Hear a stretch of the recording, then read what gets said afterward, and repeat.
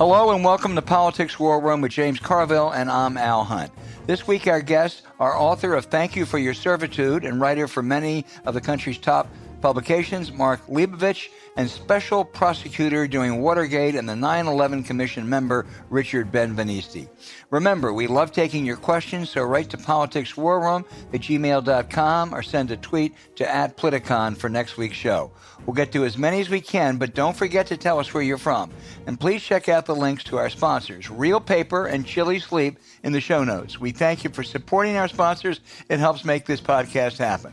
Please tell your friends about us and remind them to subscribe on Apple Podcasts, Spotify, Stitcher, or wherever you get your podcasts.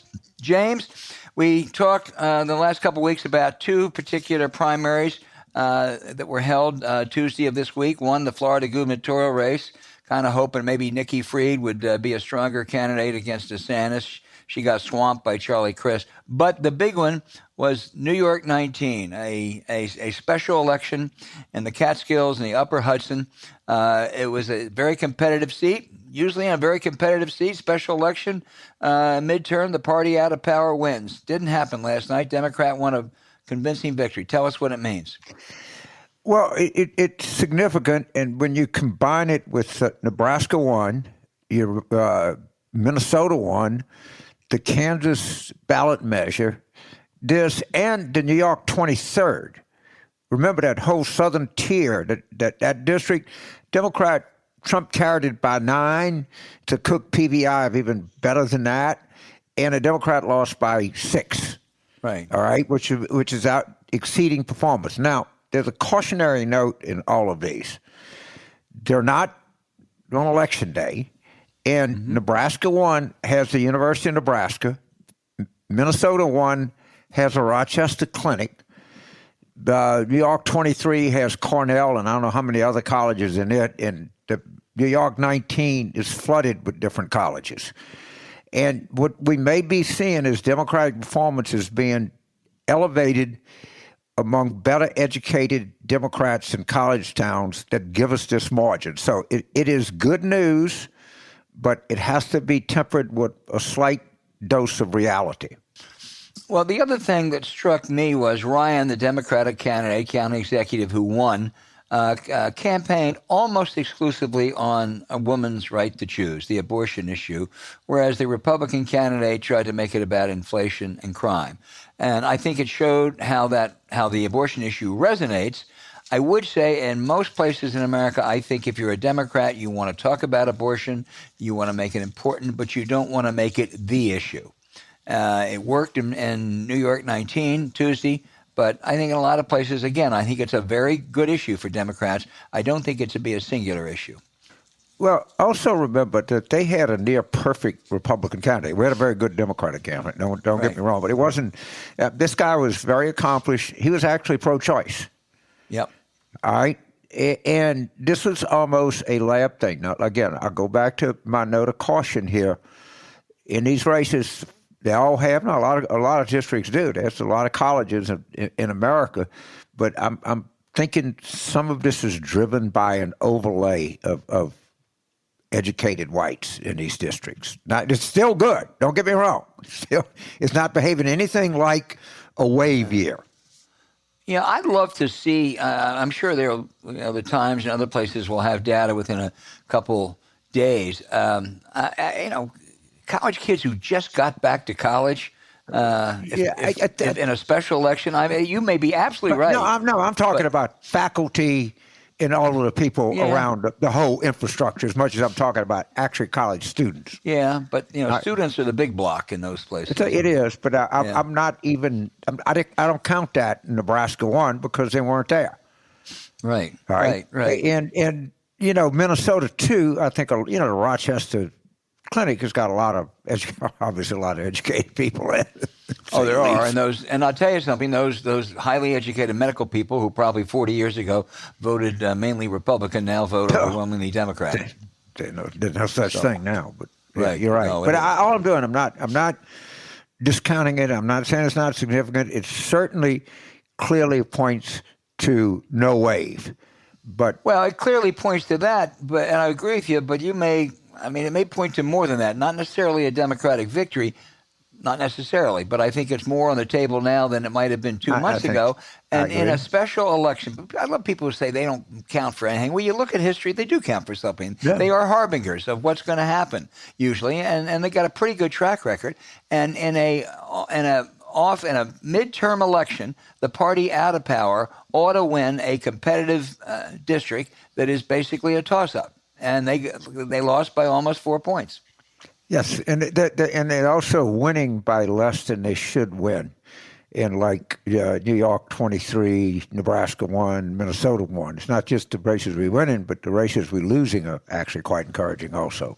I suppose the only disappointment among Democrats in New York yesterday was Carl Palatino, the ultimately absolutely crazy right-wing Republican, barely lost his primary. He's the guy who... Elise Stefanik couldn't get him over the finish line. Elise Stefanik tried. She endorsed the guy who's made friendly comments about Nazis and said he wanted to execute Merrick Garland. But I'm sorry, Elise, your candidate lost. But it'll be a... I tell you something, James. Democrats were terribly upset when the court threw out the New York redistricting. Now, the New York redistricting was blatantly unfair, just as the Republicans were blatantly unfair in Texas, Florida, Ohio, and elsewhere. But a court threw that out, and Democrats thought, oh, my God, that's going to cost us at least 3 or 4 seats. Well, it may cost them now, 1 or 2 or 3 seats. They're in better shape than we thought a month ago. Let me go to a really significant race in New York. I think it was the 10th. Sean Patrick Maloney. Right. All right, the establishment Democrat is the head of the Democratic Congressional Campaign Committee. The progressive, the working families, AOC, progressive people ran a tailor-made, funded, message-oriented candidate in that primary. The results of that primary was the, quote, establishment, unquote, as Sean says. I'm a married gay guy with a biracial kid, okay? And he wins the thing 2-1. How many times do these people have to be told to tend to your own garden? Don't come out here. They show you the door time and time and time again, and we will hear the same shit tomorrow that we heard yesterday, that there's giant sleeper cells all around the country that are just waiting to be activated by this uber progressive message. And they don't care. They're impervious to facts. They're impervious to anything. They just keep running their mouths. It's amazing. Well, I totally agree with you on that. I just want to say one word. I mean, you absolutely summarized exactly what happened there. The Democratic candidate that the woke people rallied behind, State Senator Biaggi, is the granddaughter of Mario Biaggi, who was an ethically challenged congressman years ago. She's a very impressive woman. She's certainly a devout liberal. That doesn't detract from a thing you said, James. It buttresses everything I said. Yeah, I mean, this is somebody who would be a good member of Congress. You can argue about whether Sean Maloney is a good member or not, but Biaggi would have been.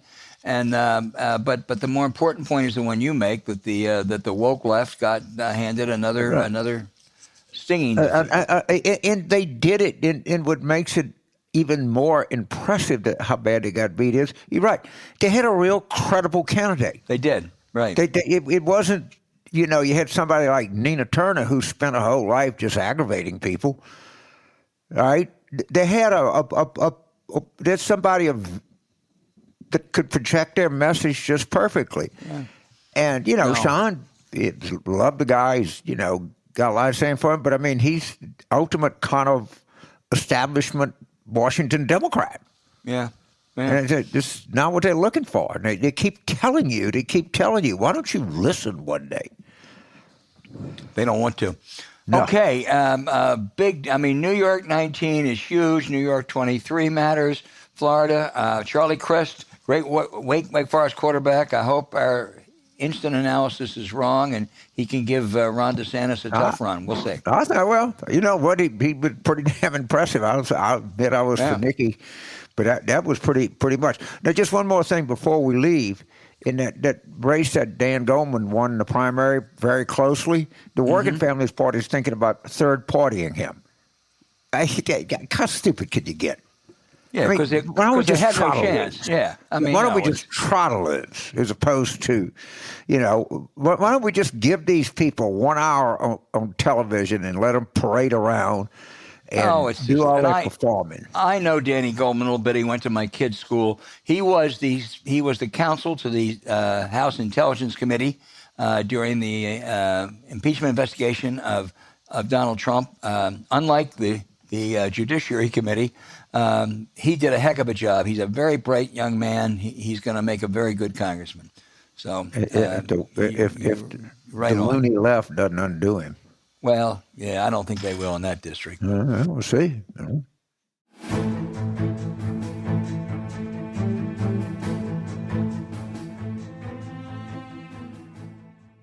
Trees are pretty great, aren't they? I mean, they provide shade, make oxygen, prevent erosion, suck up all the carbon, provide homes for animals. Is there anything they can't do? To us, that means turning something as awesome as a tree, whole forest worth of them, into toilet paper just feels wrong. These trees spent decades growing only to get cut down and flushed down the toilet. I mean, even the tree from the giving tree got to give out a few apples before they turned their branches into a house. Now, what I'm getting to, that's why I love Real Paper. Real makes a sustainable toilet paper that uses 100% bamboo and feels great. If you didn't already know, bamboo is a fast-growing grass with some species that even grow up to 3 feet per day. And because it's a grass, Real can harvest the same stalk over and over without disrupting the plant or soil. And on top of the ecological benefit of using bamboo, Real Paper's packaging is plastic-free and compostable, getting the job done with a great feel. Even more. So knowing it's excellent for the environment, how amazing is it, James Carville? It's not amazing. It's beyond amazing. I don't know how people are so smart that they can think of something like this. And it's really quite simple. I mean, okay, everybody, to say the least, it's a product that has regular use. And the fact that they're able to do this with I guess you would call bamboo renewable. It's certainly a lot more renewable than a tree because it grows so much faster. I think this is a stunning product, and it's just a way that people can make a statement about the environment and, have a really good, comfortable product they're dealing with. I think it's great. It sure is. Real Paper is available in easy, hassle-free subscriptions or for one-time purchases on their website. All orders are conveniently delivered to your door with free shipping in 100% recyclable, plastic-free packaging. If you head to realpaper.com/warroom and sign up for a subscription using my code WARROOM at checkout, you'll automatically get 30% off your first order and free shipping.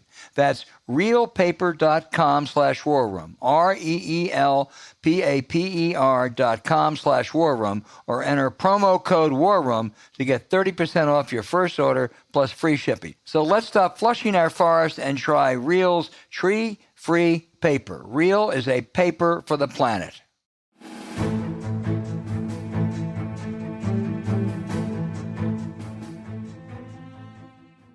Richard Ben Veniste was a legendary Watergate prosecutor, and he's been a leading Washington lawyer, served on the 9/11 Commission since then. Richard, I am reading, almost finished, I'm on vacation supposedly this week, Garrett Graff's epic Watergate, A New History, and it is clear that you and maybe one or two others were the prime prosecutors working for Archie Cox, and then Leon Jaworski, and that it was an incredible moment in history. We may be going through something comparable to that now. As you look at this landscape after the Mar-a-Lago incident, how do you assess it? What kind of danger do you think Trump is in, and what kind of considerations Merrick Garland making right now? Comparing the current situation to Watergate is pretty easy for me. For all Richard Nixon's venality and criminal conduct, we survived Richard Nixon and would even have survived a second term of Richard Nixon. He was not an existential threat to our country. Donald Trump is an existential threat because unlike Nixon, Trump had no regard for the traditions, for the institutions, for the basic freedoms imbued in the Constitution, and has absolutely no interest, as far as I can see, in governing in accord with the requirements of our constitutional democracy. So, in answer to your question, I think it is very serious, and I think Trump is in a world of trouble right now. And you watch Donald Trump. You know what he's like. As you say, he has no regard for truth, no regard for the rule of law. He's like a trapped rat in some ways. But he's always gotten out of it. I mean, it's amazing. He's done so many criminal acts in his life, and I assume he thinks he's going to get out of it now. But every indication But there's a new sheriff in town now. Okay, go through that. And it's unlike Bill Barr, who was Attorney General and Enabler General, as far as I was concerned, for keeping Trump out of harm's way, meaning out of the Justice Department's proper reach during his term of office. He abused his friendship, in my view, with the special prosecutor, Bob Mueller, and he misstated what the conclusions were in the Mueller report, and Mueller just didn't have the wherewithal in him to fight back and do what was necessary. Now you've got a man who not only distinguished himself in the Justice Department in his prior service, but had years and years of service as a judge in a high court, and is an individual whose integrity is unquestioned by most lawyers in the United States and most thinking people. And so when you do something like what Trump did with Mar-a-Lago, to go back to your earlier question, and refuse to return that which he never should have been able to take from the White House had he been law-abiding, there are consequences, and he refused to give it back. I just don't get the Republicans in their spectacular hypocrisy jumping up and down for 2 years over Hillary Clinton and what was inconsequential in terms of technical violations of the requirements of confidentiality and security as far as her server, and the gross malfeasance of Trump, and perhaps more, in taking documents that have the highest security classification from the security of the White House and placing them in his resort hotel in Florida. Perhaps if he had taken the White House silverware or the big screen TVs he was so fond of We don't know he watching didn't. with him. Well, so far, we haven't heard that he did. But maybe that would be easier for certain apologists to understand, that you can't just steal stuff because you were once president. And the materials that were taken, as I understand it, reading between the lines to some extent, involved our ability to obtain information through the use of our highest technological capabilities that is contained in some of the materials that Trump simply took with him. And he now rants like the spoiled child that he is when he is forced to give it back. It sounded like a typical New York statement where, they said, look, give back the materials. And Trump said, no, I'm not going to do it. They're mine. They're mine, right? Richard, They're mine. Yeah. Mine. There is an analogy of sorts.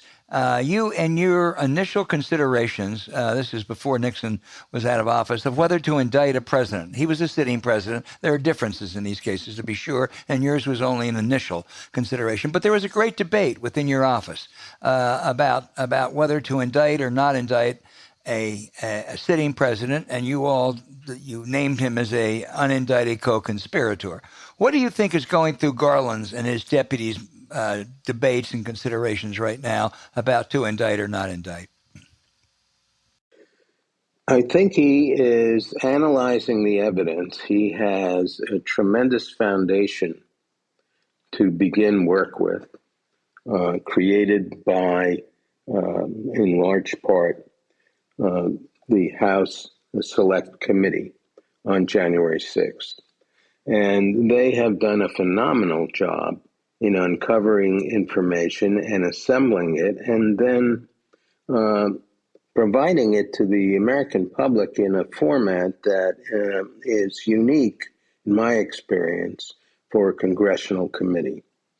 So they've done a superlative job, and now it's up to Garland to take what has been provided to him and build upon it using the toolbox that is unique to the Justice Department. The Justice Department has tools like the search warrant, like the ability to compel testimony through grants of immunity. They have the tools to litigate bogus claims of executive privilege and to get the remaining evidence. I think there was an extraordinary article provided by Peter Baker and Susan Glasser of the New York Times that talked about the machinations that were used to try to get the military involved in the January 6th coup. And that's required reading, in my view, for anybody who cares about our democracy. What happened with the chairman of the Joint Chiefs in refusing to go along with what looked like the attempt by Trump and his enablers to misuse the military, to seize voting machines, and to put down what Trump was ginning up as an insurrection, and to use the powers of the presidency to invoke martial law or the Insurrection Act to do so. And that is the most chilling thing I have seen in my lifetime of individuals who have skirted or broken the law. This is stunning in its breadth and in the attempt to overturn the bedrock of our constitutional democracy, which is the free and fair election and then the peaceful succession of the newly elected individuals into office. James. So thank you so much, Richard. It's just such a pleasure to talk to you again. So when we talk about Garland, we all use the same word: methodical, integrity, probity, cautious, rule of law. All right? So he's presented with this application for a search warrant. He mulls over it for a week, probably appropriate. In the back of his mind, I guarantee you, I don't know this. I might have met him at some book signing or cocktail party, but I don't remember. But there seems to be very much of a general consensus on who he is. And he's got to have Robert Mueller in the back of his mind. Once he signed off on this warrant, and I'll be cliché here, touch a king, kill a king, in for a penny, in for a pound. He knows that he's committed to go through the end, doesn't he? I mean, he wouldn't have not done this unless he had a pretty James, good idea. you know, I don't think this presages a decision on whether he's going to indict. But I do think that he will not be bullied. He will not be put off. I think what he will do is enforce the law without fear or favor, which is the job of the Attorney General.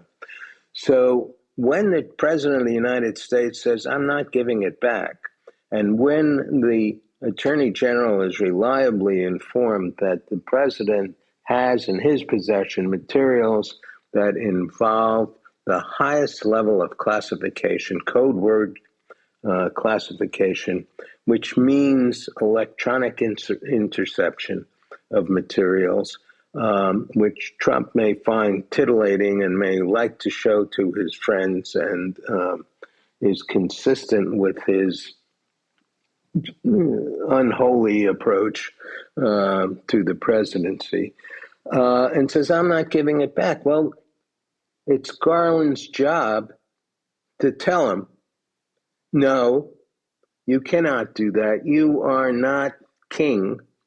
You are not the king of the grifters. You don't hold that office. And if you won't give the material back, we will take it back because it's ours and you cannot misuse it for your own advantage or your own entertainment. So, Richard, I have, in terms of law, I would know where I stand as a peanut and to you an elephant, but there's something I do have some familiar with because I was one. You're calling me an elephant, James. And I'm a peanut, okay. There's something I have experience with, and that is being a bad lawyer, all right? Now, these people are not just fucking bad lawyers. I mean, they are like awful. First of all, you're talking they about the Trump lawyers, James. The Trump lawyers, yes, the Trump lawyers. Okay. I wouldn't sign shit to a court. They sign off that they've complied with everything. How stupid was this lawyer? I've had lawyers. I've talked to you. You've helped me on some kind of case. I've had some of the best lawyers in the world. They're not going to fucking sign anything that you can imagine. This.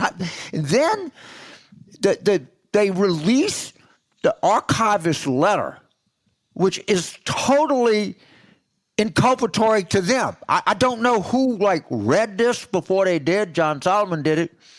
And then they do a pleading before a Trump judge that says, you don't even have a prayer in here. You need to go look at the manual as to how. Did you read that? I mean, that's unbelievable. Yes, when the judge tells you, you got to go to we used to have Judge Rubin in Louisiana. He would always go, he wrote all the forms. You wanted to do something, you go see what Judge Rubin said. They can't follow the fucking form. I mean, even I could do that. Yeah, well. Well, I don't know if you stepped up, James, but he's still looking for capable lawyers. But Mr. Trump, unfortunately, has this history, A, of not paying his lawyers, B, of not listening to their advice, and C, even after listening, just doing whatever the hell he feels like doing. And that's why most capable lawyers who have been approached, and I know of some personally who have turned down the request, are simply not going to represent a man who cannot reasonably be represented. He can't be trusted. He can't follow instructions. And if you have a proper legal theory, he can't be trusted to follow it. So what's the point of undertaking a representation like that if you are a capable member of the bar? So you're going to wind up with TV lawyers, hacks, and other people who would simply like to get the publicity value of saying they've represented a former president of the United States, one who um, will be enshrined in history, not only for being the only president who was twice impeached, but also for the first one who has asserted the Fifth Amendment privilege. So as he goes through the amendments, he knew about the Second Amendment early on when he talked about his Second Amendment people, which should have provided folks like myself, and I did, a warning of what was to come, enthralled with the notion that he had so mesmerized people through this phony narrative that he had created on his television show of being a successful businessman and a wise person, so that he could say, I could shoot somebody on Fifth Avenue and my followers wouldn't, I wouldn't lose a one of them. So this is new ground for us all. This is the ultimate culmination of the teaching of Roy Cohn to slander and smear your adversaries, to create all kinds of disinformation and diversions and never answer a question directly. This is what it has come to in this country. And those who want a country that is based on law and our constitutional values had better come to their senses. So before I turn it over to Al, it's a lot of talk, and I was listening to this guy, Andrew Weissman, who we've had on the show, who strikes me as a highly competent prosecutor. He said, when in terms of classified, and you know this because you've dealt with this your whole legal career, he said it really, all the statutes that they included in the application for the search warrants, none of them depended on classification. And what Wiseman said, it's less important that you stole government property. I mean, you don't own these papers. They belong to the government. You know, when he said, and when you left the Watergate committee, you didn't take anything with you. It didn't belong to you. It belonged to the government.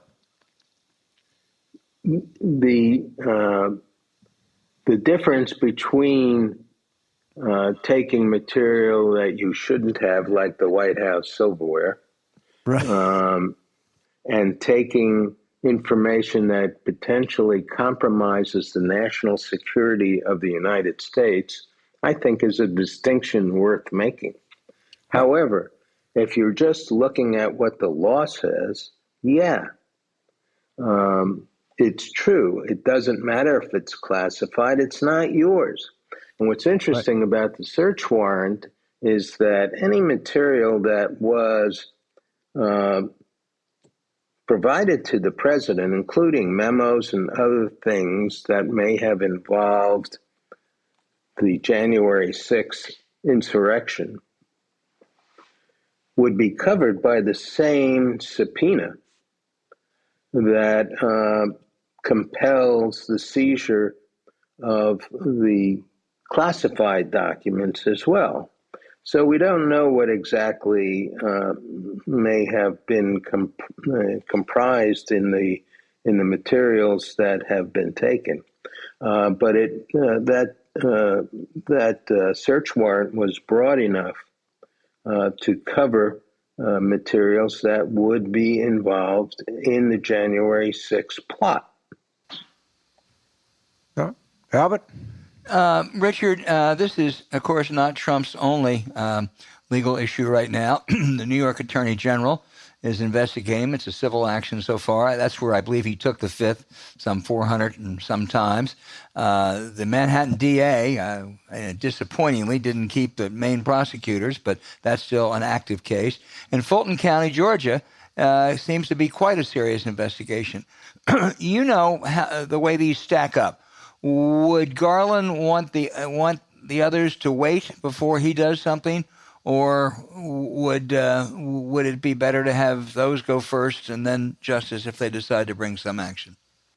I don't think Merrick Garland controls um, the state Right. prosecutors. New York doesn't appear like it is in the running at the moment for criminal charges to be brought, but Georgia is certainly far along, and those charges are somewhat different in character than the central charge of about January 6th, although they are in some ways related.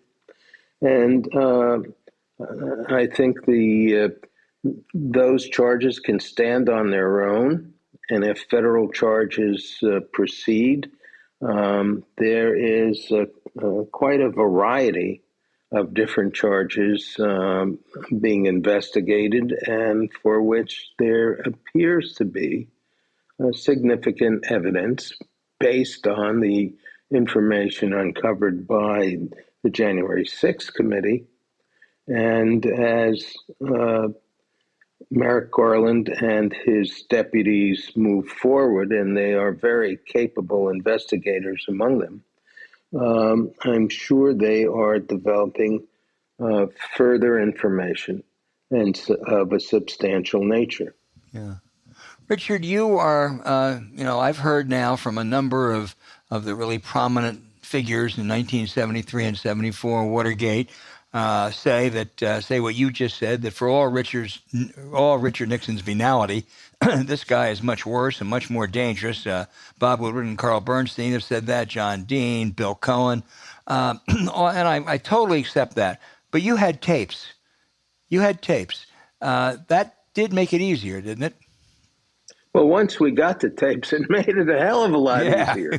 There was absolutely no doubt of Nixon's involvement in a conspiracy to obstruct justice.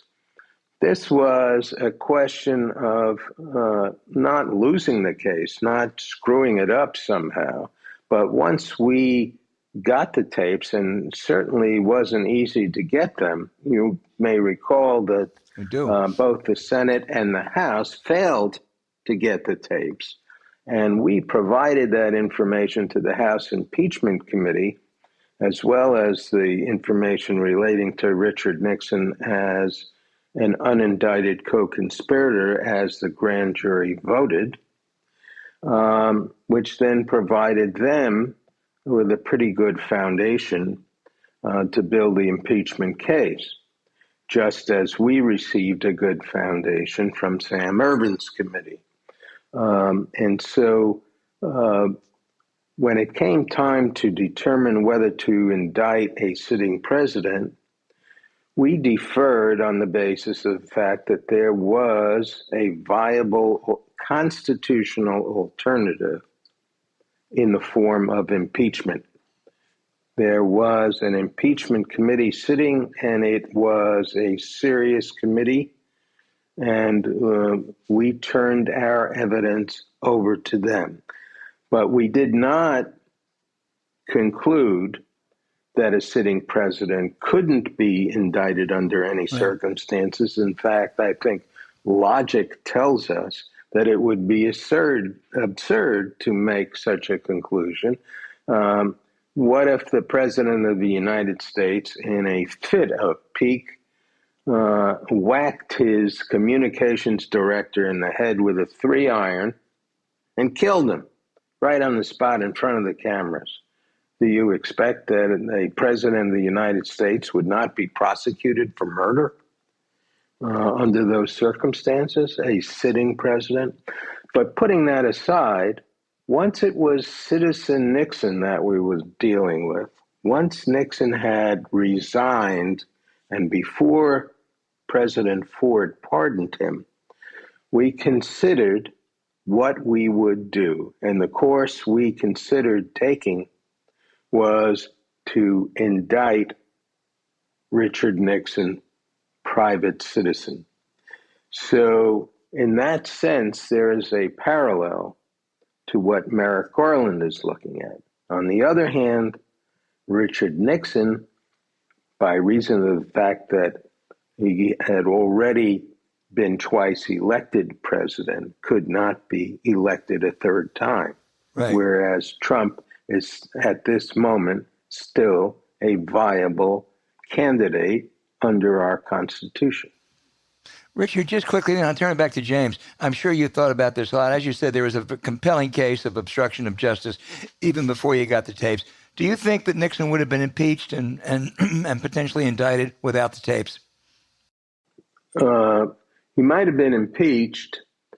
He would have been indicted because without the tapes. Without the tapes, I think it would have been. I think he would not have been indicted. I think he would have been weakened by the testimony of Dean and others. Mm-hmm. But at that point, it was the word of Dean and a few others, like Magruder, who wasn't a very credible witness, against Haldeman, Ehrlichman, and the majority of White House loyalists who were loyal still to Nixon.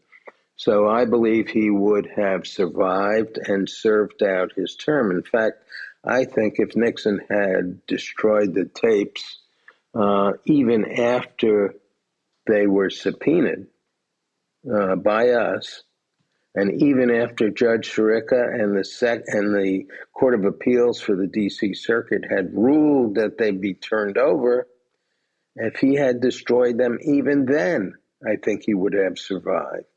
Weakened, but he would have survived. And that had been suggested by the aforementioned Roy Cohn, to bring it full circle. James, back to you. All right, I have two questions. One, if we talk about the Fulton County DA, we talk about the search warrant, we talk about everything, we talk about Alvin Bragg.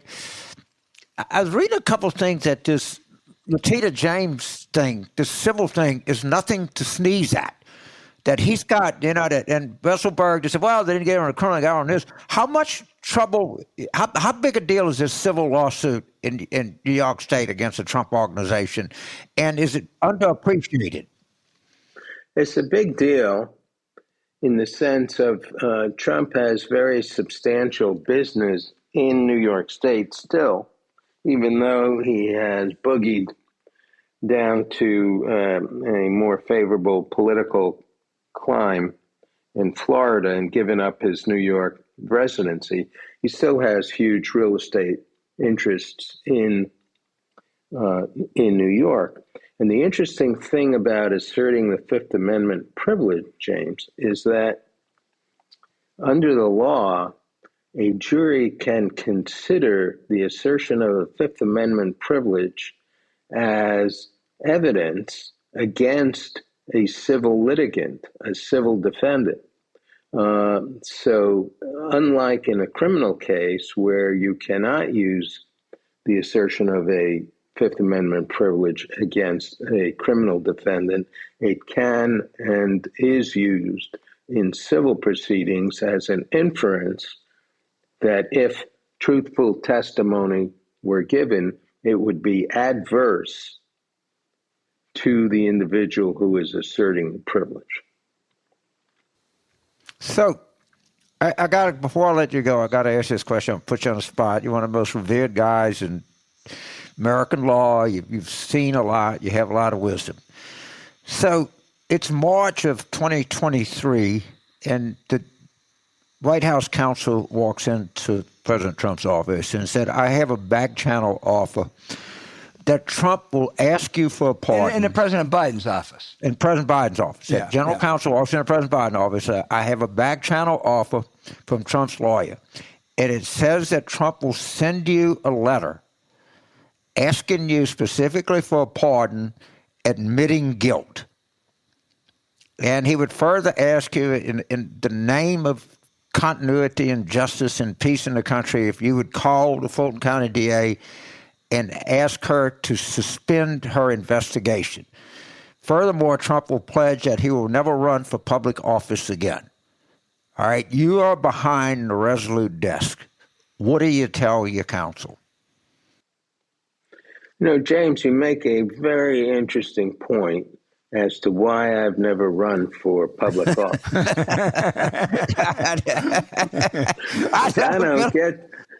I don't get to struggle with questions like that. That is a political question entirely. And I think that the factors that go into answering that question depend on the severity of what the evidence shows that Trump did and whether an individual president can tolerate Okay, I can't let you. predecessor. I can't let you go this easy. I'm sorry. I love you, man. But when you were the most involved person in the Nixon stuff, you'd accumulate the evidence. You were on the fucking committee. When Ford pardoned him, what was the emotion that you had? And when they called you, somebody called you and said, "President's going to pardon Nixon," what did you feel? You can't get off this easy, dude. No, that's not a hard question for me, James, because as I said before, the political question of pardoning Nixon was entirely Ford's. It was his right to do it, and I didn't feel that he had abused that right. I didn't like the timing.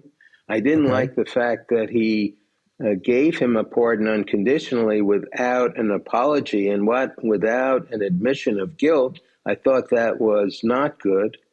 Right. But quite frankly, the existence of the tapes and the irrefutable evidence of Nixon's guilt really overcame any suggestion that Nixon was improperly hounded out of office. It was his own supporters who eventually broke the camel's back and said, "Look, you've got to go.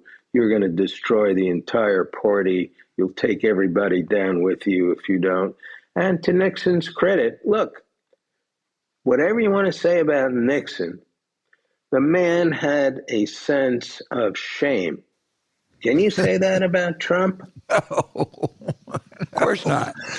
Richard, I would just add, as one who, as a reporter who thought originally that Ford pardon was outrageous, I've changed my view on it. I think it was better for the country. And to go to James's question, if he got an admission of guilt from Trump, I think it'd be awfully hard to turn that down, and I think the country would accept it. But I want to say, for this summer, if you want two great books to read, go back and look at Garrett Graff's Watergate History, starring Richard Ben Veniste, among others, and then read Thank You for Your Servitude, starring Mark Leibovich and a cast of villains.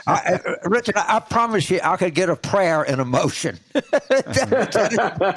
don't know if it'd be a very good one, but I would ask for something. I've never been bashful. They didn't even ask for anything. Hey, Richard, Richard, thank you. Like me, you're not going to get paid. Thank your IT. Right. We couldn't have done it without your IT. Okay, thank you, my man. IT department. Okay. Take care, man.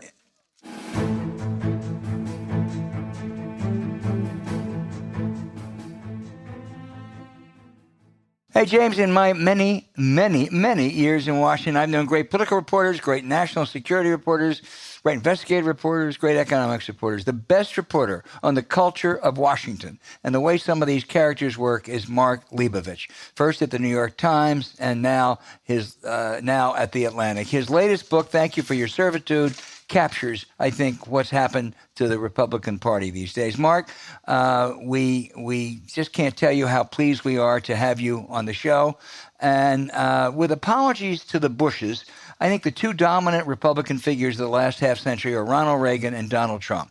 We thought it was the party of Reagan. Reagan never dominated the Republican Party the way Donald Trump does now. Maybe more popular in the country. How did it happen? I mean, it happened because the Republican Party allowed itself to be pushed around and to just surrender it. I mean, this is why I wanted to do this book. Everyone focuses on Trump, just the pathology of Trump, the White House intrigue and stuff. And people focus on his voters. It's like, okay, what spell does he cast on the Republican grassroots?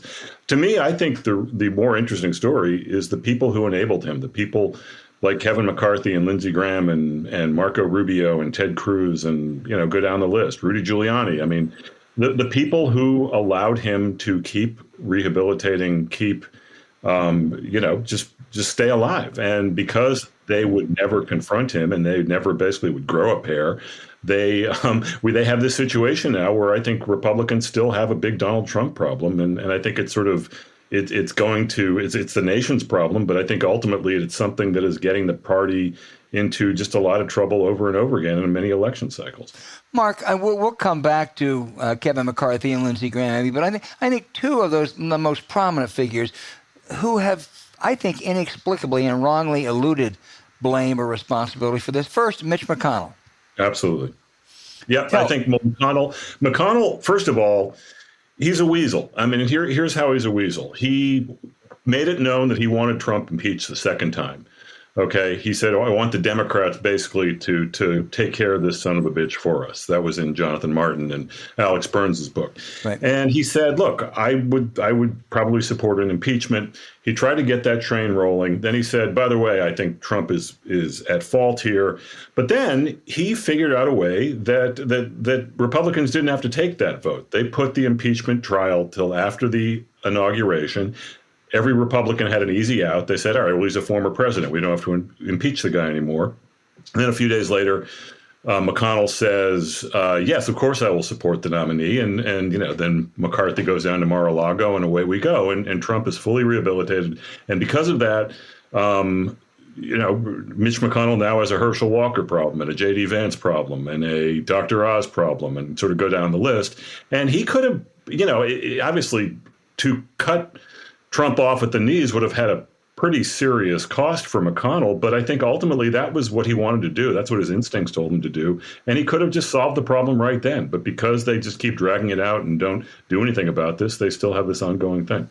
Well, the other guy that fascinates me here is Mike Pence. He gets deserved credit for what he did on January 6th. Strikes me that was about the only time he showed any courage. That he was going in December and still talking about a fraudulent election. And even now doesn't really, he subtly endorses one candidate versus another. Mike Pence really was not a profile in courage during this time, was he, Mark? No, he did the bare minimum. I'm glad he did the bare minimum. It was a big day to do the bare minimum. It was.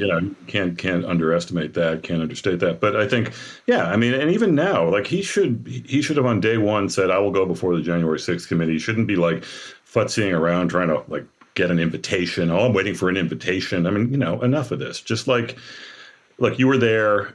Either sort of step out of this or don't. But it's just not a very fun thing to watch. Sure is not. James. So Mark, you know how much I love you. You're probably the only guy I had in both my Tulane and my LSU class. So I must think of something of you.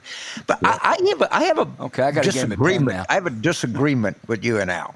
Right. And I'll tell you what it is. That, of course, it's a giant fucking mess. That I know that. Who is responsible for it? I think the argument y'all make is more feckless, weak, spineless, go-along leaders.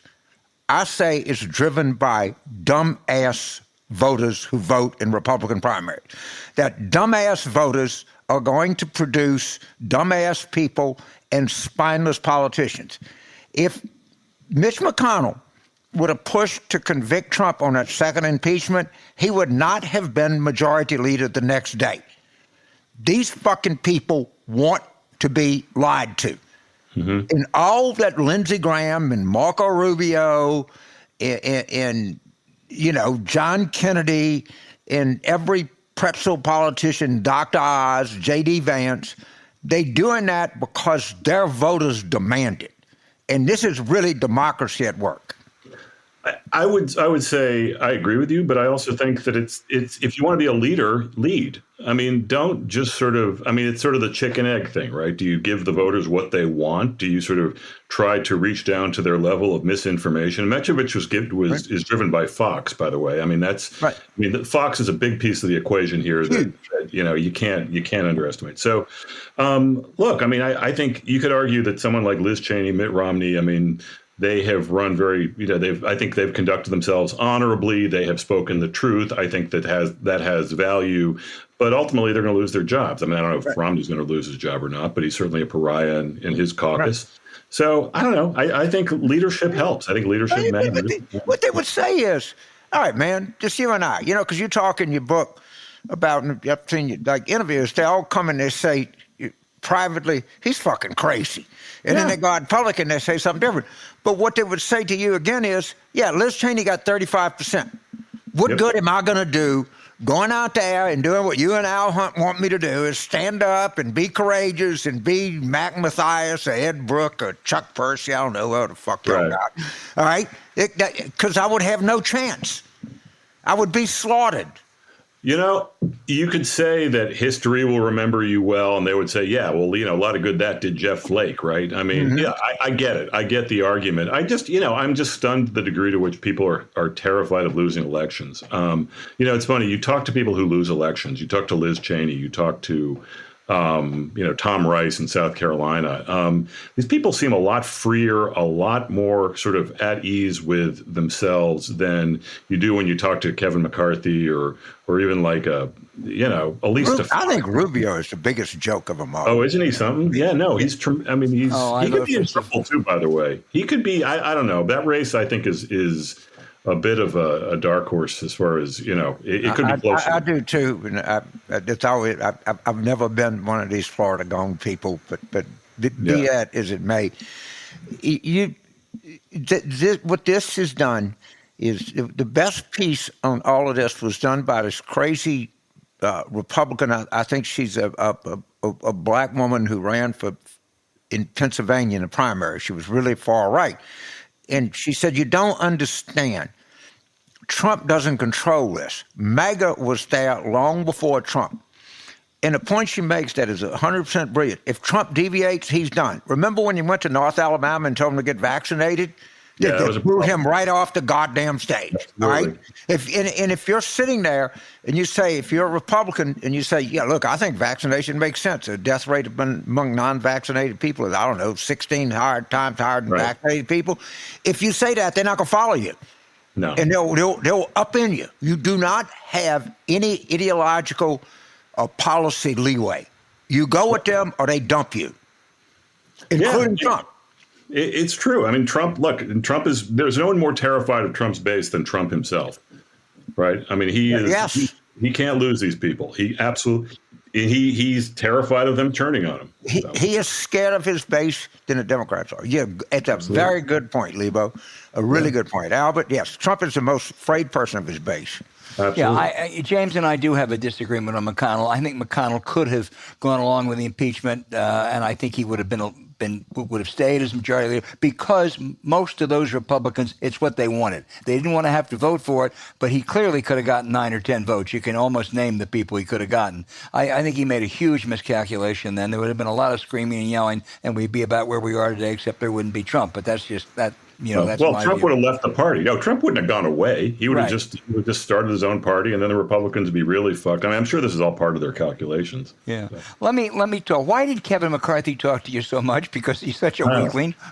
I don't know. They all did. I don't know. People have been asking that for years. Why do these people still talk to you? I mean, McCarthy kind of can't help himself. I mean, he's, you know, if you meet the guy, he's kind of a schmoozer. He's not terribly smart, I don't think. He just sort of likes to be liked, and he likes to sort of talk politics. He likes to talk sports. He likes to gossip. I mean, you know, I can always talk to a guy like that. So, I mean, so there's something very familiar about him. I mean, he lives in Bakersfield. He loves Bakersfield, but he's as much a creature of Washington as you're ever going to find. So, I don't know. And then also you underestimate my charm and irresistibility. That's a very good point.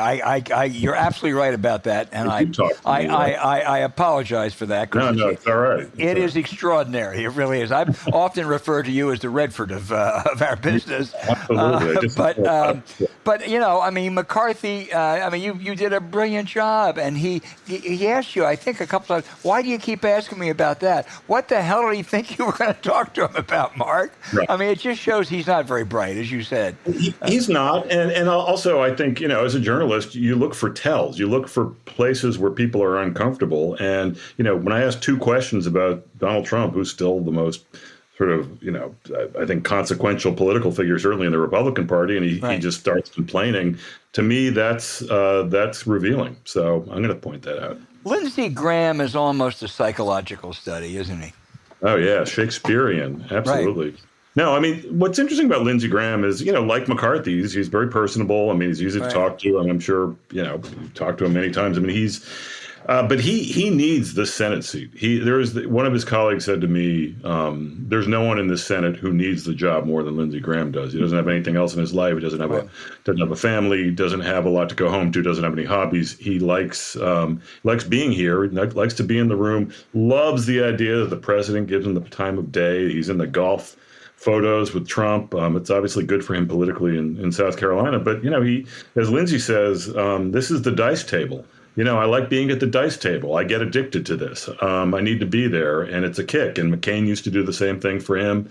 And then, he kind of would say that he traded up after McCain, left, and he sort of swapped him out for Donald Trump. And, it's a weird and depressing state of affairs. It really is. But he's I don't know what you call him, father figures or something. But, now that he doesn't have Trump really anymore. And poor John McCain, is no longer with us. And by the way, Lindsey kind of sold him out after he died. Oh, absolutely. So who does Lindsey turn to now? Who's his daddy figure? I think still Trump. I mean, he first of all, he gets a lot of mileage out of the fact that he's perceived to be Trump's BFF in the Senate. I mean, he's down there all the time. I mean, he's golfing at Mar-a-Lago or trying to golf at Mar-a-Lago all the time or down at Palm Beach. So, yeah, I mean, he's going to, I think, maximize that meal ticket. He's a big-time freeloader. There's a great passage in Stephanie Grisham's book. When you write books like I did, the great thing is you read books that no one else reads, and you pick up the little nuggets. But Stephanie Grisham said that the White House staff used to refer to Graham as Senator Freeloader, and he would always just be like sort of showing up at Mar-a-Lago, showing up at the White House, like wanting some kind of free meal, just like lounging by the pool. And he just kept saying, is this the life or what? So, don't underestimate just the appeal of freeloading when you're in politics.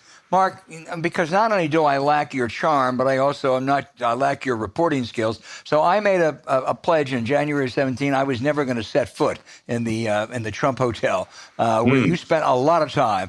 I mean, that really was a gathering place for a lot of these hangers-on and sycophants, wasn't it? It was, yeah. It was like the Cheers bar. It was like Cinderella's castle. You'd see all these Republican, congressmen there just after their Fox hits, drinking a lot, and you get a lot of work done. I mean, this is not my favorite place to hang out, believe me. But there was always a lot of reporters there. Trump himself would show up, at least like 30 times. He'd probably there all the time. That was the one restaurant he would eat at outside of the White House. And it'd be this scene. He'd need the big entrance, and he'd get his 40-ounce steak and his shrimp cocktail and his French fries and his chocolate cake for dessert and a bucket of Diet Coke, because he needed, the diet is very important to him. Got to watch the waistline. Oh, yeah. James. Well, thank you. So, Mark, just make my point clear about Mitch McConnell. He might have been able to get 10 votes to convict. He would have been ousted as majority leader the next day. No way. Instantaneously. No way. I don't know. Right. That's not the way the inside Senate works. That's the way the voters work. But inside the Senate is a different club. The voters have.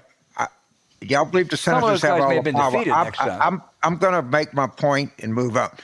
The voters are what's driving this in the Republican Party. It is stupid voters pushing around.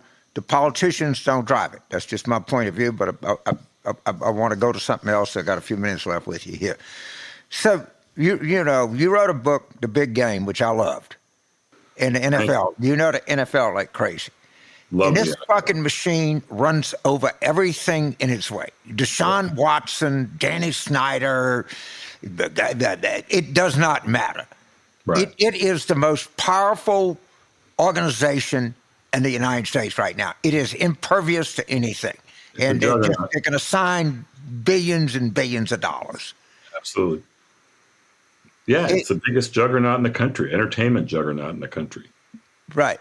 And people attack it. They hate it. They go at it every way, and they don't give a shit. It's just a thing to watch. They just plow through everything. That's where there's overlap with Trump. It's a reality show, right? I mean, Roger Goodell is kind of like the Vince McMahon figure here. He's like, everyone loves to hate him, rich as hell, gets paid, $50, $60 million a year to do this. And, People eat this stuff up. It's heroin. It's like, look, I intuitively, I mean, I reported for 3 years on the NFL. I know all the evil stuff they do with head injuries, and I know all the existential issues. I can't stop watching this. I love my games. It's a great way to spend a Sunday, and they own a day of the week. So, but in a way, I think one of the reasons the NFL has always appealed to Trump is because he wants that Super Bowl. Because he considers himself to be the Super Bowl of politics. He considers elections to be a Super Bowl-like spectacle, and there's nothing Donald Trump loves more than a spectacle, or to be in the middle of the spectacle. And the NFL had no interest in him for years. But to me, there was a lot of overlap between my political life and my football life, because it's sort of the same kind of thing. So before I let you go, I got to ask you this question. We know Trumpism. We know the Trump people. We know the resentment they feel. I actually think a lot of it's more cultural and economic, but I'll let that go. How much do you think that coastal elites aggravate these people? And how much is actually NPR and everything it is to blame for this? Because they just come across as they're better and smarter than you are. And they let you know it. I don't underestimate how much they hate us. And by us, I mean media, corporate. I mean, it's coastal. It's largely coastal in many cases. Not Gulf coastal, but no.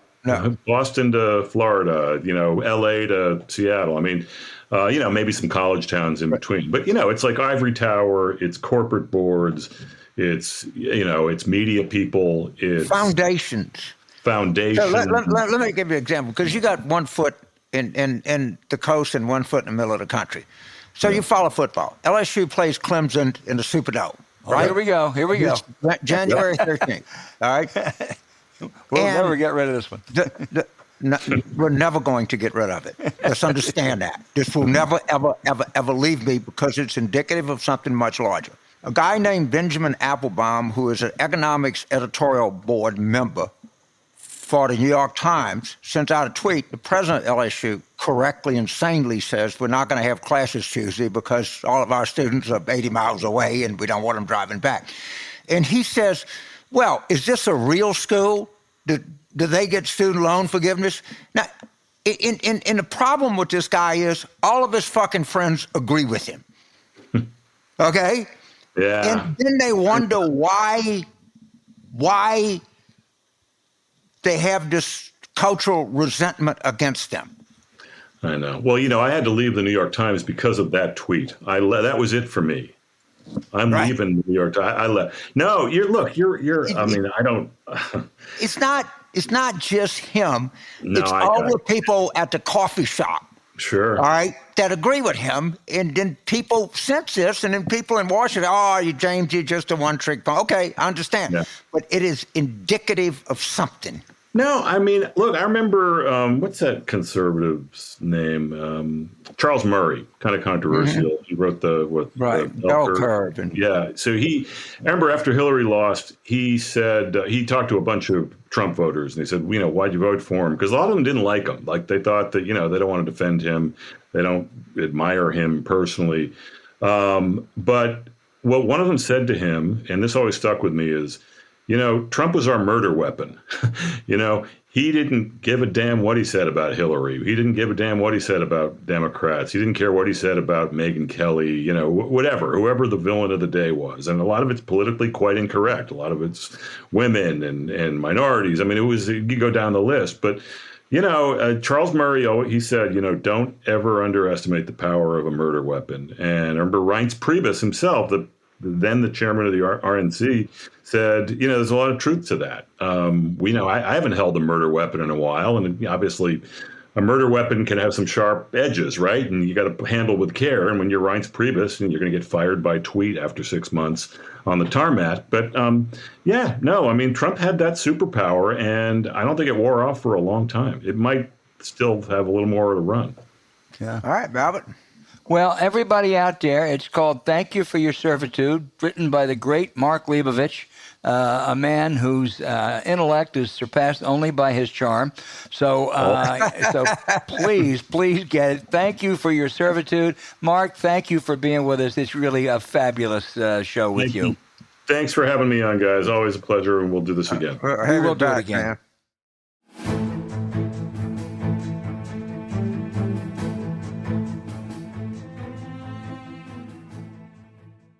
Science tells us that the best way to achieve and maintain consistent deep sleep is by lowering core body temperature. Temperature-controlled sleep repairs muscle after a hard day's work and improves cognitive function, so you always start your day feeling sharp and alert. Imagine waking up and not feeling tired. Chili Sleep can make that happen. Chili Sleep makes customizable, climate-controlled sleep solutions that help you improve your entire well-being. These luxury mattress pads keep your bed at the perfect temperature for deep sleep, whether you sleep hot or cold. Their sleep systems are designed to help you fall asleep, stay asleep, and give you the confidence and energy to power through the day. Chili Sleeps make the Uller and Cube sleep systems hydro-powered, temperature-controlled mattress toppers that fit over your existing mattresses to provide your ideal sleep temperature. And for an extra layer of comfort, they also make the Chili Blanket, the only weighted blanket that can also be paired with a control unit for the ultimate sweat-free sleep. It's perfect for New Orleans or the Mississippi Gulf Coast, James. Boy, is it. And I tell you, there's two things. You talk about follow the science and, people wanting facts. The one overwhelming fact is the greatest determinative to how a person will feel during the daytime is how well they sleep at night. And the second thing is that body temperature has a lot to do with a good night's sleep. This is a product that's rooted in common sense and science. And I got to tell you, when I look at my watch when I wake up and I've slept 7.5, 8 hours, I know I'm going to have a good day. I know I'm going to have a good day. Yep. When I say 4.5 or 5, I know I'm not. And body temperature affects how sound and how long you sleep. Couldn't agree more. Head over to chilisleep.com/war room to learn more and save 30% off the purchase of any new Cube or Uller sleep system. This offer is available exclusively for Politics War Room listeners and only for a limited time. That's Chili, CHILI, sleep.com/war room to take advantage of our exclusive discount and wake up refreshed every day. Look for the link in the show notes.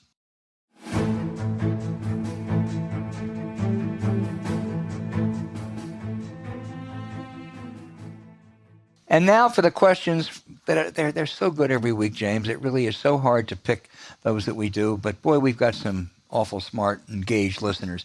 Gary, and I think it's Placerville, California. Have you ever been to Placerville, California? If I do, I don't remember it, but I probably have. I don't remember it either. But yeah.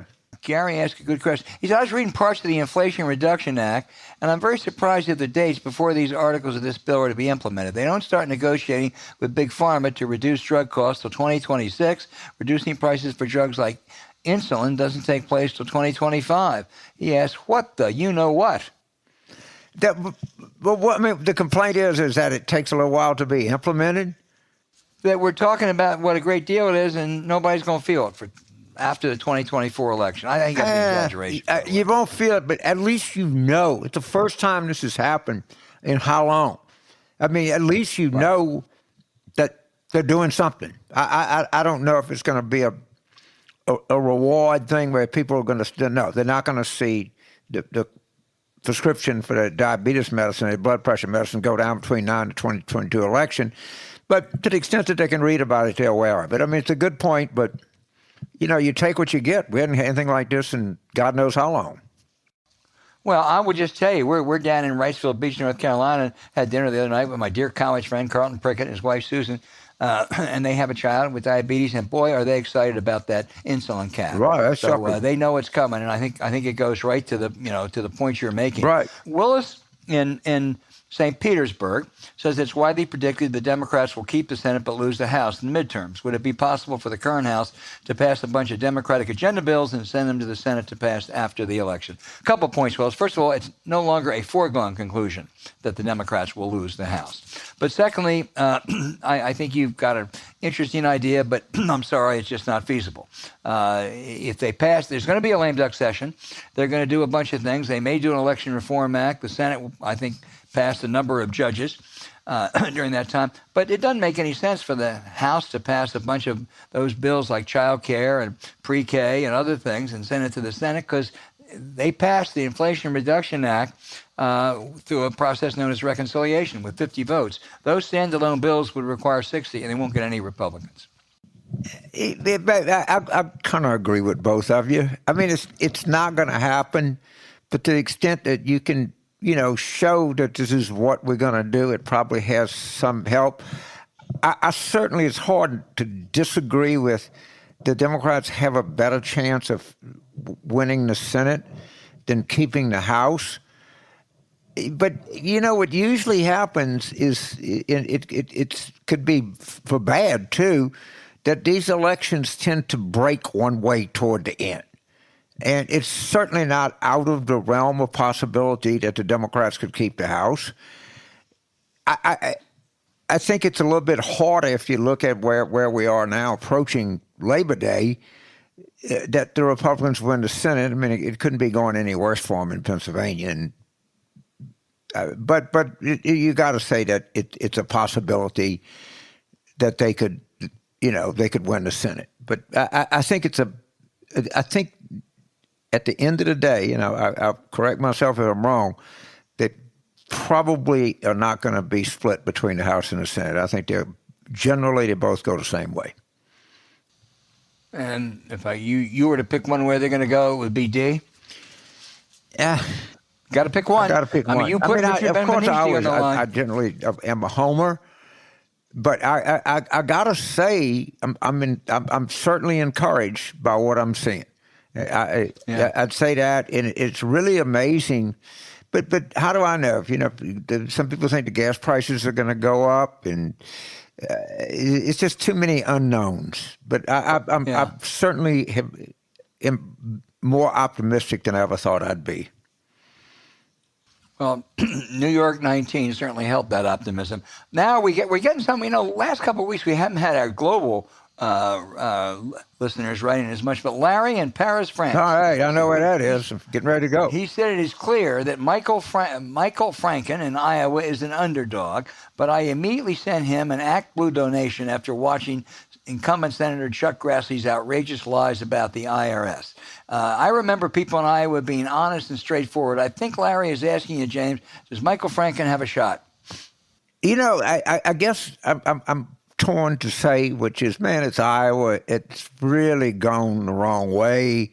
It was a massive disappointment in 2020. I'll give you an honest, deep, thought-out, profound answer. He has a shot. He has a shot. Yeah. And the reason, above all, is I think the country is getting ready to have a generational uprising like you never seen. Chuck Grassley was elected the first time in public office in the 1950s. I think we're 8 decades later. And Franken is a way, way, way better than normal candidate. And I think you made a smart donation there. I really do. 2 points. Chuck Grassley would be 95 at the end of his second term. 95. Just think about that for a minute. The second thing is, he is absolutely, Larry, you're absolutely right about Grassley lying about the IRS. This has become a Republican lie. This bill they just passed gives a lot of money to the Internal Revenue Service, and it will serve 2 functions. Number one, it'll eliminate a lot of the bureaucracy and make filing a lot easier for most Americans. And number 2, it'll go after some really high-rolling tax cheats, both on the individual and business side. It ain't going to go after the farmer, the small businessman, the person making $50,000 a year. That is a lie. The Republicans know it's a lie, and the IRS they've got antiquated technology. This is a good move. It's going to make for an efficient tax system because you know something? If those tax cheats are forced to pay their money, it means either the deficit is smaller or you and I have to pay less. So, James, let's hear it for the IRS. I couldn't agree more. And I think Grassley is. He don't know whether to wind his ass or scratch his watch. I mean, why don't you just retire, dude? Well, they also have been talking out there about how old Joe Biden is. Well, Chuck Grassley's 10 years older. Jeff in St. Pete Beach, Florida, we all know where that is, says, do you guys think Liz Cheney making a third-party run for president helps or hurts Donnie? Jeff, just slow up. don't get ahead of yourself. Liz Cheney is doing a great public service now and trying to tell people what an absolute con and fraud Donald Trump is, with a contempt for the rule of law. I heard someone the other day, will she get in the debate stage? We don't know where we're going to be a year from now. We don't know what Trump's criminal records will be at that point, or indictment at that point. We don't know what his health will be. I think what Liz Cheney is doing right now is very, very beneficial. And a year or so from now, we can worry about these other issues. Yeah, there's so much between now and in the next year we can't imagine, and that's a very wise observation. Let's just sit back and let the ball come to us. Yeah. James, John in Sonoma, California. I think John is a repeat questioner, but he always asks good ones, so we're going to keep repeating. It's a beautiful part of the world. He says, as you note, the primaries are dominated by extremists, especially on the right, but on the left too. So how do you reform the primaries? Democracy is at stake. Fascists on the right, woke fools on the left. What do we do? Well, I'm not sure the left is doing all that well in Democratic primaries. They didn't do very well in New York. They certainly didn't do very well in Cleveland. I mean, they have a pretty sorry record, I guess you can say. Ilhan Omar won by, a couple of 3 points in the primary in Minneapolis, but doesn't reflect much. I mean, once they get out of their core urban environment, they don't do anything. They just don't win elections, and they keep insisting that they will, but they never do. Yeah, no, I agree with you.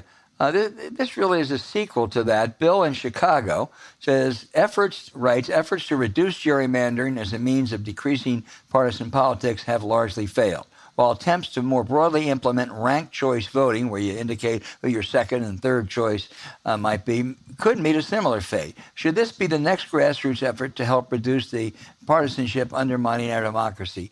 I still haven't spent enough time looking at ranked choice voting. I must say I am interested in it. I'm a bit intrigued by it.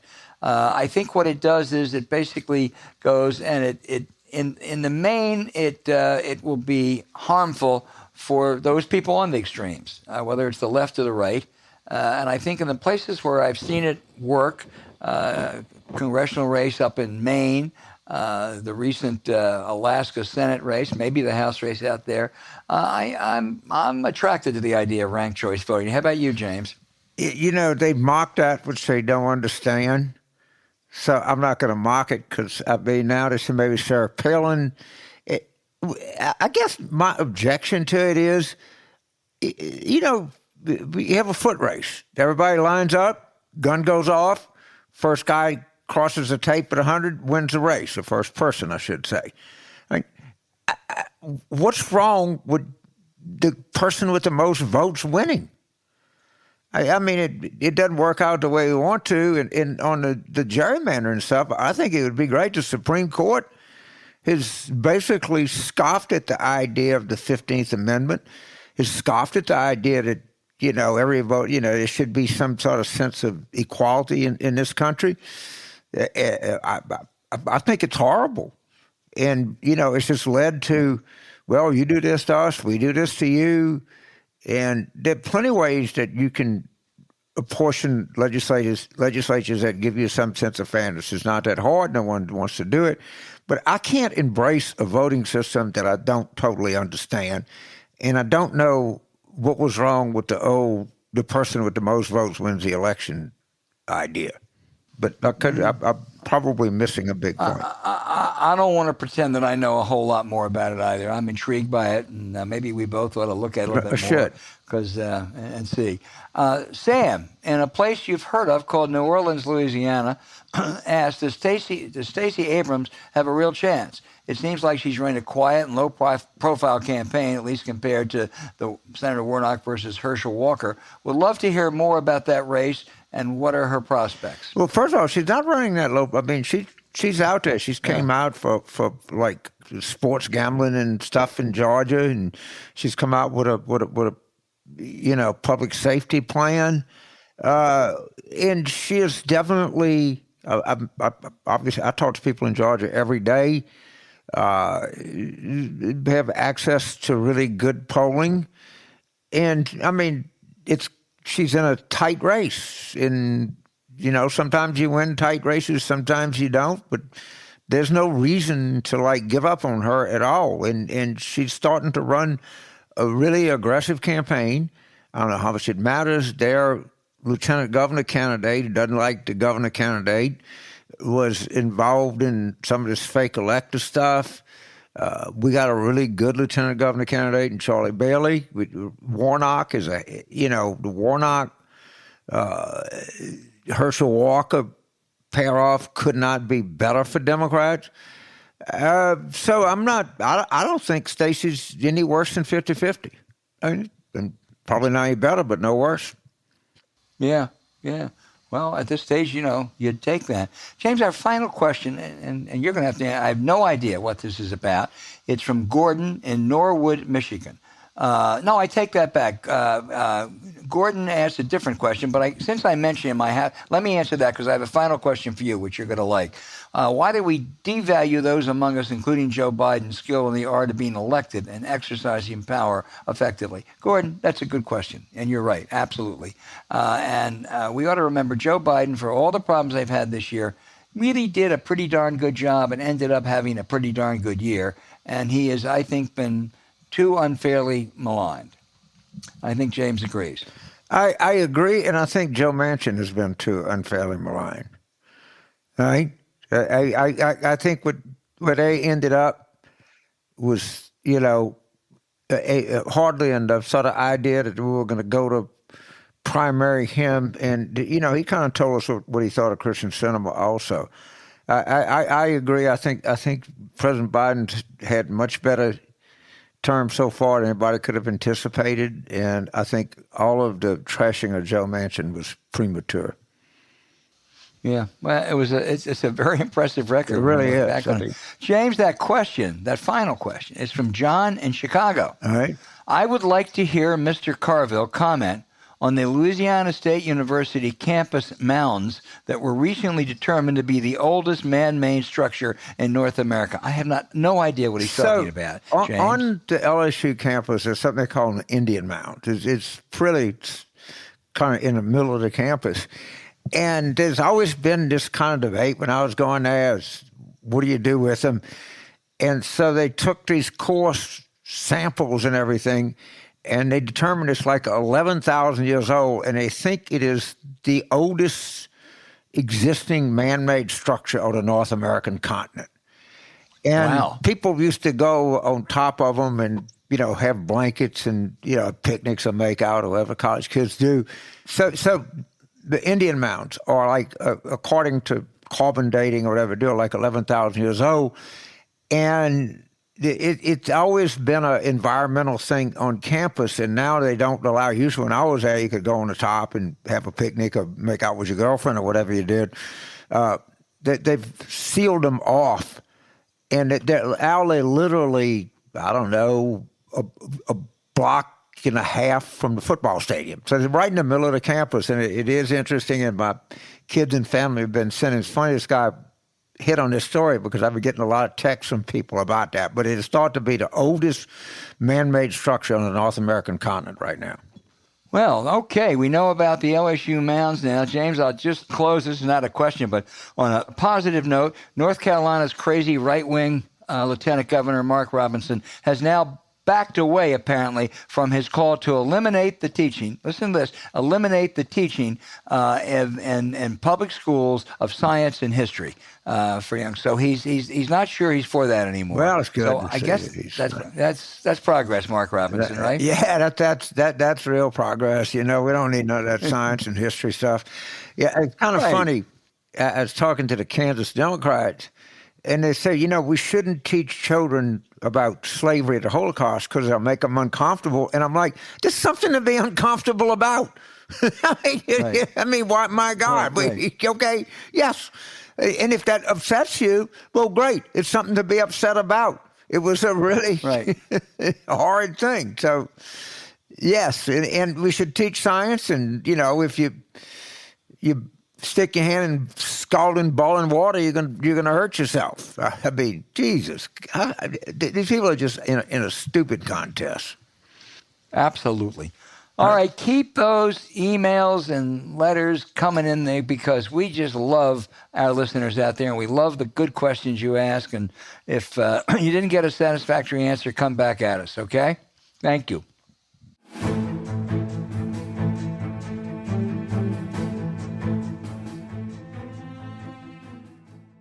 Hey, James, I promise you, this is my last outrage about Liz Cheney's critics. I promise. But now it's coming from the left. People like, one of your least favorite Democrats, Nina Turner, who may set a record for lopsided losses in Democratic primaries this year. She calls Cheney a right-wing fascist and says everyone who's praising her ought to be sanctioned. They're wrong. Other lefties say she's bad on taxes. Liz, she's bad on abortion. She's bad on guns. She is, from that perspective. Cheney has never claimed to be anything but a down-the-line conservative.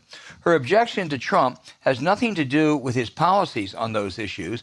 It has to do with his contempt for the rule of law, the threat his authoritarian beliefs and character are for our democracy, and his total lack of integrity. Now, I too disagree with Liz Cheney on taxes, abortion, and guns, but the dangers posed by Trump are far more important, graver. It's about what sort of country our kids and our grandkids are going to live in. So, Nina Turner, I don't expect you even to be a broken clock who's right twice a day. I am very glad Liz Cheney's doing what she's doing. James. Yeah, this is our performance art. Pay attention to me. I've lost 2 races. I got humiliated. Look, watch me. Look. That goes on all the time. I guess it's not so much outrage as observation. How in the world, who thought that John Solomon releasing that letter from the National Archives would be a good idea? I mean, somebody think he's a mole, had James? to You think he could be a mole? I don't know. It was like when somebody actually saw this before they put it out. It's like the Dr. Oz in a crudité thing. Somebody couldn't say, wait, I don't think this is a great idea. Wegner's. It's like stunning to me that maybe they just that stupid and crazy. I don't know. I'm at loss for an explanation. Well, James, John Solomon may be the Rudy Giuliani of journalists.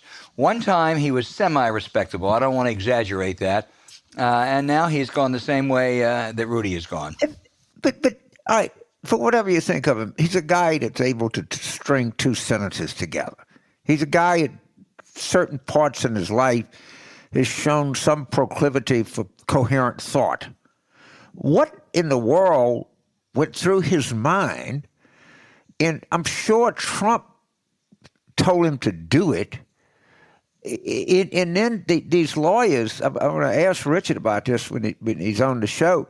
The judge who was appointed by Trump had to say, look, if you go on the website, we'll show you how to make this pleading. They didn't even have what they call a law of prayer, something you ask for. The most basic thing that you do in any pleading is you ask to go. Maybe the answer to all of this is they're just fucking stupid. It's what happens when you get in Trump land. I mean, Rudy also, at one point in his life, was able to put together coherent sentences and have thoughtful observations of sorts. It's what happens when you get in Trump land. And I don't think John Solomon ever achieved the heights that Rudy achieved at one point. But boy, they have achieved the depths together. But he's a guy, okay, for whatever you might say about him, he's a guy that at some point in his life, wrote a column, wrote news stories. They whatever. He's not illiterate. No, and Rudy prosecuted and represented cases with some skill, and now he's doing insane stuff. It's when you get around Trump, Gresham's law takes effect. He bases everything. It's stunning.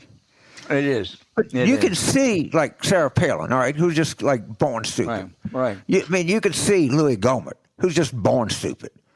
I mean, but these people were not born stupid. They affirmatively chose stupidity. Right. Well, again, it's the Trump effect. Yeah.